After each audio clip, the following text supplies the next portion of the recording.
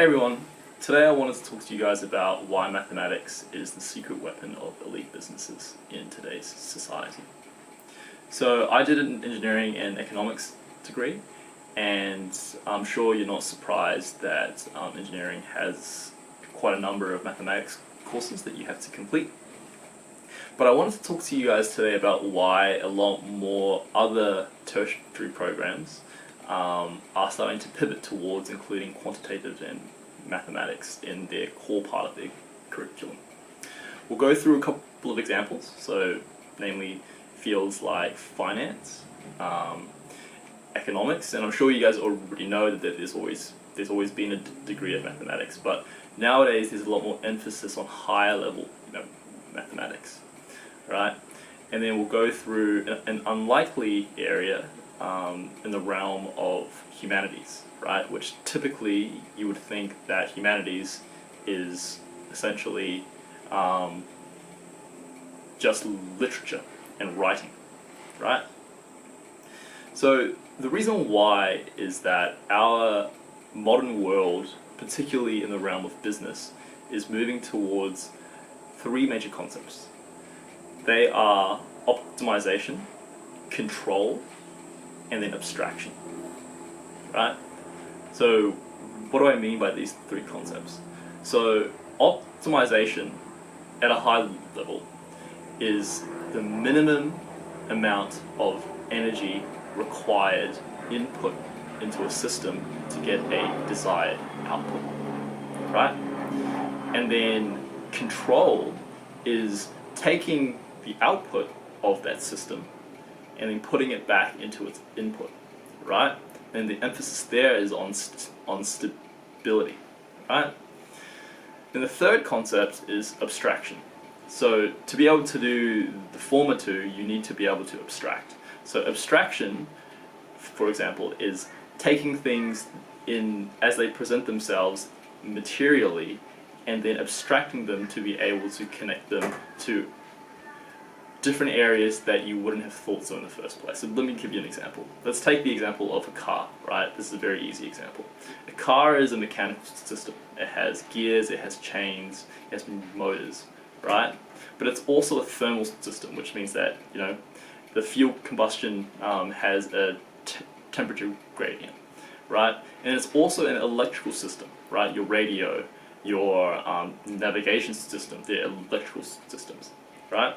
Abstraction allows you to take all of these different areas that materially present themselves and then connect them through the language of dynamics, right? So to do this, the most efficient way to be able to get people to have these skills is to teach them pure mathematics subjects. So in my undergrad, I did a number of pure mathematics courses, and for the mathematicians out here, I'm not talking about the field of pure mathematics, I'm just talking about subjects that are purely focused on mathematics, right? And in those courses I did subjects such as calculus, linear algebra, also a bit of discrete mathematics as well. And in those courses you'll find that you go into you go into quite deep detail on fields of mathematics that you think are just completely irrelevant to the real world. And to be honest, a lot of the stuff that you learn there is irrelevant. But what you walk away with is when you do these subjects is you get the ability to think abstractly, right? And again, it relates to those three concepts before. You start to see the world in, rather than the ways in which they present themselves materially, you start to see the world as being controlled by impersonal forces, right? So let's talk about a business, for example, right? You have businesses like Jane Street, Optiva, Citadel, these top investment firms hiring graduates with an aptitude for mathematics, right? Why is that? Why are they not simply hiring business grads or finance grads, right?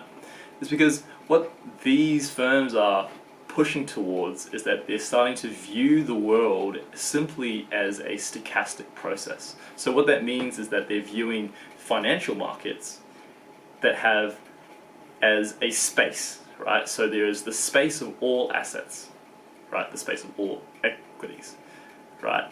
Then there's the space of all credit or bonds, right?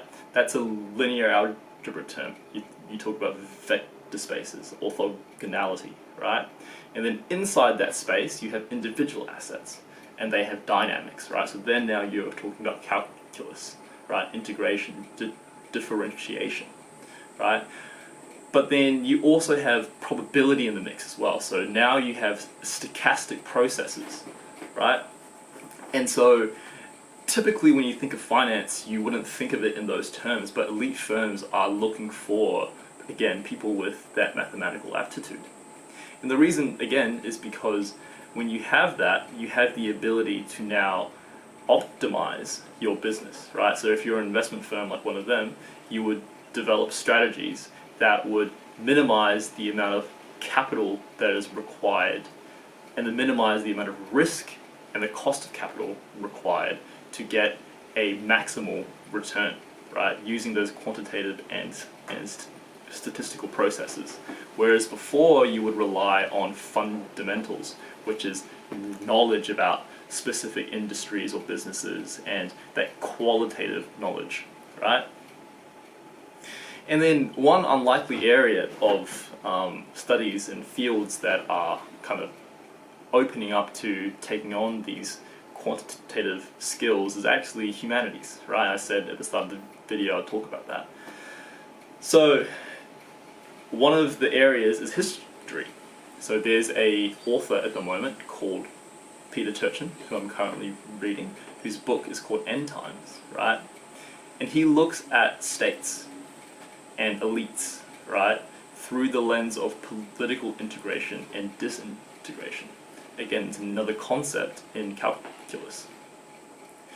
And he studies history through the usage of collecting large amounts of data, looking at correlated trends, and then using history to now build a model and predict the cyclical nature of peaceful rise of states and then their collapse as well. Whereas before, history has always been thought of as one thing after another. You study it purely for the entertainment of the knowledge of what's happened in the past, and majority of people would assume that you can't make models or make assumptions about history to be able to predict the future. So that's essentially what I wanted to leave you guys with today. If you found that interesting and if you want to know more, or if you have any similar insights you would like to share, please comment down below. And if you enjoyed this, please like and subscribe. It goes a long way. Cheers.